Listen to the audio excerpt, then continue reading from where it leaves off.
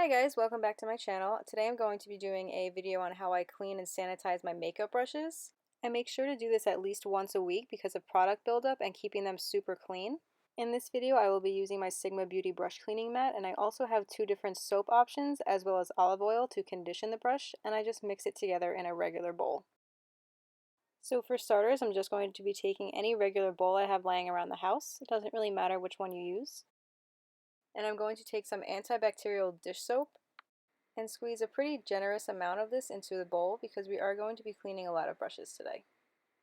I'm then going to add some olive oil to the mixture just because this helps with conditioning my brushes, and it also I feel helps clean it a little more too.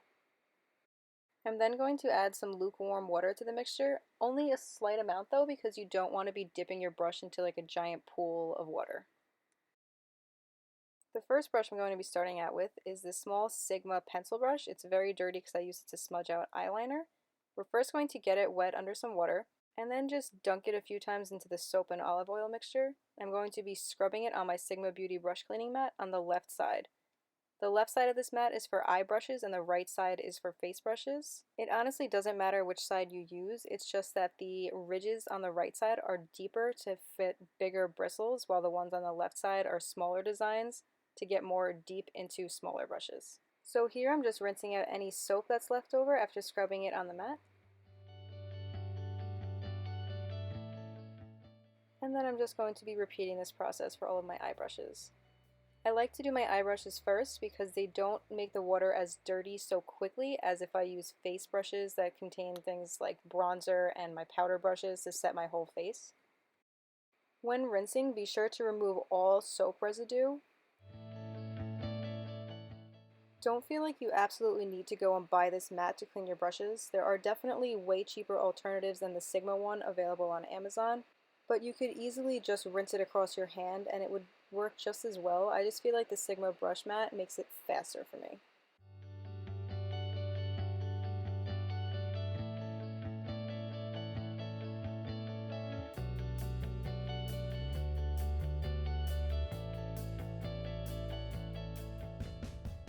Now moving on to face brushes, we are going to start using the right side of the mat, but doing the same thing that we did with the eye brushes, just getting them wet, then dipping them in the soap, then scrubbing them, and then rinsing them off.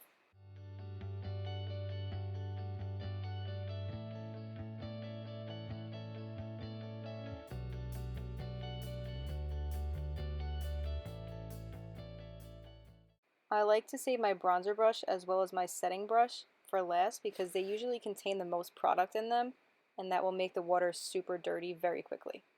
As you can tell here, the water is already very dirty, but adding the bronzer brush to it makes it even dirtier super quick. So that's why I like to save them for last, because I don't want to just keep dipping my eye brushes into even dirtier water when I can just make the water last longer if I start with eye brushes first.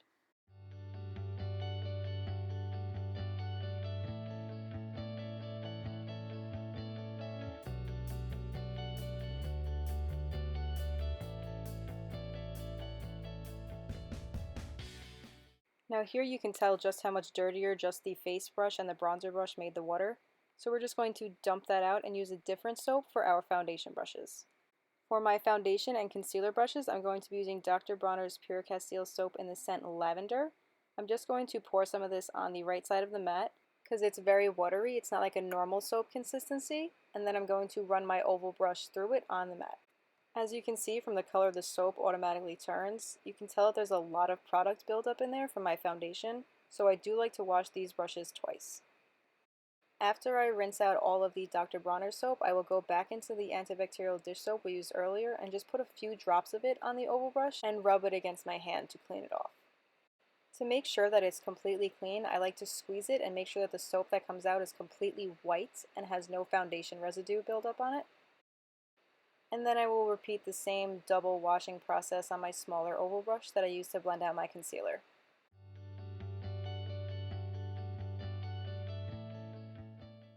Now that we cleaned all the brushes, I'm going to be moving on to my beauty sponge.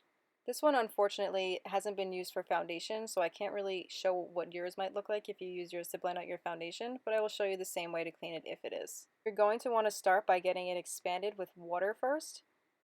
And then we are going to drizzle some of that same antibacterial dish soap on it. Once the sponge is now wet, we are going to squeeze it and force out any product that could be built up inside it. And then we are going to rinse it under water to just help us have more to force out instead of just having a completely wrung out sponge. The color of the soap and water that you wring out will tell you if the sponge is clean or not. If it is clear water and completely white soap, it is all clean and you are good to go. Now that our last beauty tool is cleaned, we can move on to drying and storing our makeup brushes. I just take my wet brushes and rub them in all sorts of directions on a clean, dry towel. And sometimes I'll even pinch it between the towel between my fingers to just squeeze out any water gently so you make sure you don't pull out any of the bristles. After I've dried them enough to my liking, I make sure to face them the other direction, just like I'm showing here, so that I don't continuously dry the same brush over and over again. And I will repeat this until all of my brushes are dry.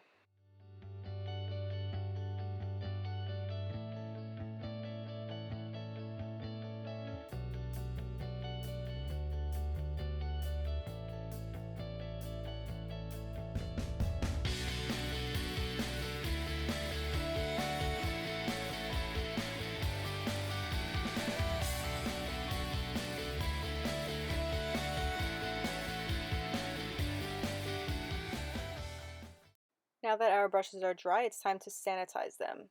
You're going to need a paper towel and some rubbing alcohol for this.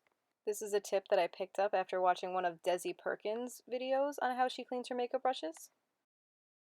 So you're just going to pour some alcohol onto a paper towel and then rub it against the handles of the brushes, because you never know what was on your hands when you touched them before, and then while doing your makeup you usually touch your face, which can spread germs and cause more breakouts to happen. So cleaning off the handles can keep your skin clear as well as keeping everything sanitized. Now for drying, I have two different options. You could easily order one of these cheap makeup brush trees off of Amazon. This is a collapsible one, which would be totally great for traveling because you can even just keep your brushes in this if you don't want them to be touching some dirty counters or anything, or just laying in your makeup bag.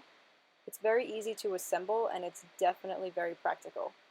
I have found that using a brush tree like this significantly reduces the amount of time it takes my brushes to dry as opposed to if I would just lay them flat on a towel. You always want to place them with the bristles down so that no water goes into the ferrule, which is the metal part which connects the handle to the bristles, because if you get water in there it can break down the glue and cause shedding and cause the brush to fall apart way sooner. Now my second drying option is the Sigma Beauty Dry and Shape Tower. This is the largest one, I believe. You do get to hold eye brushes as well as face brushes. And it is collapsible so that it's easier for you to put the brushes in when you take them apart. The Sigma one has elastic bands which help you keep the shape of the brushes better than the regular Ovanni brush tree.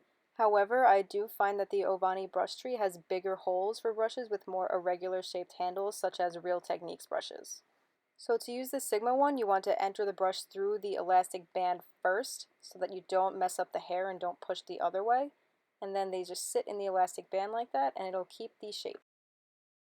There are different size options with the elastic bands. There are 3 small ones, then 1 large one, then 3 small ones, etc. all the way around. And the pink rubber part at the top also corresponds with that. Here I'm just demonstrating what I would consider a smaller brush and a larger brush to fit in the different elastic bands.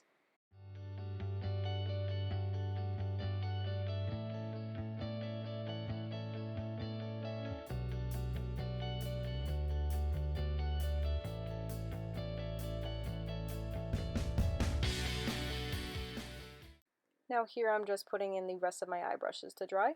You can see that all the eye brushes are concealed in the elastic bands to help keep the shape. And now we are going to move on to storing face brushes on the bottom. The bottom portion of the brush tower has alternating sizes from bigger to smaller. And you can see it pinches the bristles and helps them keep their shape as it dries. And here I'm just putting in the rest of my face brushes that I have.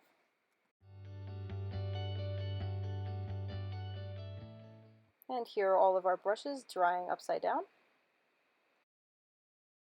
For my oval brushes, because they are so irregularly shaped, I just like to hang them over the side of my Ovanni brush tree so that the bristles are facing down, and I can also put my beauty blender on top of it.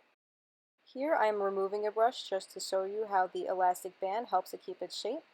And that completes this video. Thank you so much for watching. Please subscribe if you haven't already, and give this video a thumbs up if you learned any tips and tricks, and please feel free to leave me any if you have them down below. I hope you have a fantastic day, and I will see you in my next video. Look using the Too Faced Chocolate Bar Palette.